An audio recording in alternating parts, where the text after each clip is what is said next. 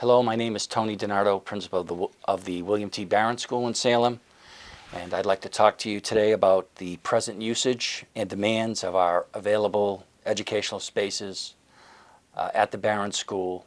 First of all, I'd like to talk about our multipurpose room. It's the hub of our school. Our multipurpose room starts being used at 7 o'clock in the morning as a daycare facility, and it continues before school with our breakfast program and also our sensory program for many of our students. Once the official school day starts, the multipurpose room now transitions into either our physical education, activity center, band space for our fifth graders, or other enrichment activities such as school-wide assemblies, chorus, etc. This constant use, again, continues throughout the day, and after our regular school hours are finished, the multipurpose room continues to be heavily utilized, not only by school events, but by the community at large. In addition to our multipurpose room, I would consider the other parts of our building, including hallways, classrooms, and other instructional spaces, as really another collection of multipurpose rooms. For example, our hallways are not only used for transitioning of students before, during, and after school, for recesses and lunches, etc. They now are also can be found with students being taught reading instruction in different corners of our hallways. Our library has now not only a place for weekly library lessons and our collection of books, but also houses our speech-language pathologist who meets with students on a regular basis, as well as our reading specialist who has her office there as well. There are many distractions prevalent in the spaces that I prescribed, which are not conducive to optimum learning experiences for many of our kids or many of our students who need the best learning environment possible to increase their literacy and overall academic skills. In addition to our hallways and library, our supply rooms have been converted to other things as well. For example, our guidance office was once the custodial closet, and our PTA also uses part of that space to keep their supplies in as well. Many of the educational programs cited in this presentation were not in place when these buildings were constructed more than 40 years ago. As a result, the daily challenges related to scheduling, along with limited space for quality learning experiences, remains to be a challenge for both our students and staff. Hi, my name is Janice Wilkins. I'm the principal of the North Salem Elementary School. Over the past few years, student needs and new personnel have forced us to be creative with some of our spaces here at North Salem. Let me give you a few examples. Our nurse's office, for example, is also shared by our office assistant. That leads to lack of privacy for students. What once was a supply closet is now used for occupational therapy. Unfortunately, there's no windows in there. Kids work in that space surrounded by paper and supplies. And as a consequence of that, we can't fit all of our supplies into that space, and so we need to utilize hallway space for the overflow. We also have lack of office spaces for our part-time specialists. One of them works in the staff room, and another works in our resource room. She conducts meetings with paraprofessionals and teachers in hallways. At North Salem, we have art and music on carts. Art especially is very challenging given all the supplies that are needed for different classrooms: paper, pencils, paint. There's also no office space for these specialists to do their planning.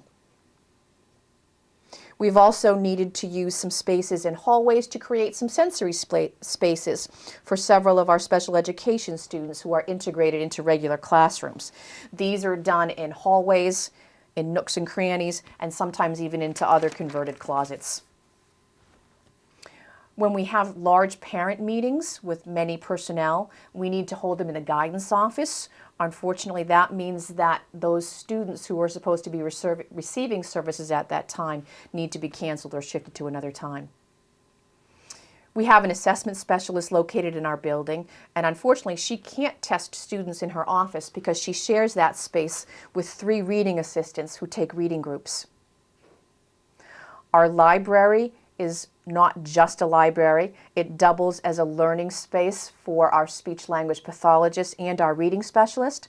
So spaces that should be taken up by children reading in books are used for student services, and sometimes those services are given at the same time library is in session. The multipurpose room drives our whole schedule. When I begin to work on a schedule in the summertime, I start with the use of the cafeteria. From 11 to 1 every day is blocked off for lunchtime, and everything else, including PE, band, and chorus, works around that schedule. Very often, our all-purpose room is used after school and most evenings, and always before school. It truly is well defined. It is indeed a multi-purpose room. My name is Adam Palirulo. I'm the principal of Lancaster School. The need for the renovations in the elementary buildings, and at Lancaster in particular, really comes down to having appropriate spaces to work with kids. The small spaces are the ones that we need the most and are the ones that are most inefficient. For example, we have several Title I reading instruction spaces that are taking place in the hallways. So in addition to small groups of kids that are talking about learning to read, any of the hallway noises that are taking place, kids going to and from a specialist, for example, is right there to interrupt those students.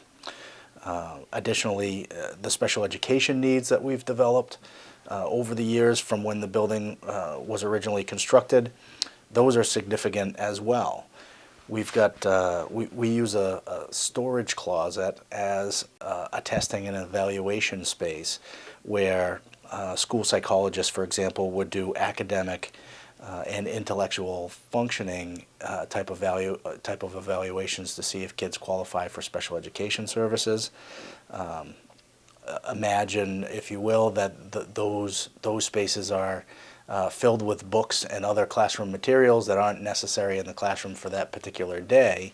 But these are kids who are highly distractible in the first place, so they've got to filter out all the other distractions in the room and concentrate on the task that the evaluator is asking them to complete at the same time. Specialized spaces for occupational therapy or physical therapy for some of the significantly disabled students and other students that just need to work on some skills that will help them with their academics as well. Those are taking place in a storage closet. It's a reading library where we have texts that teachers need to access on a regular basis.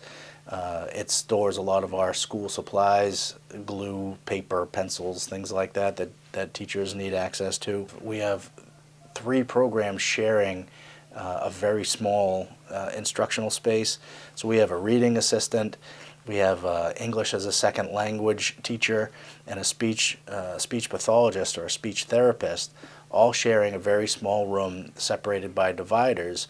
And there might be 3 different groups, and sometimes it's a 4th group, working on academics or skills. In summary, really, it comes down to the small spaces that we need for kids to effectively be educated are not available.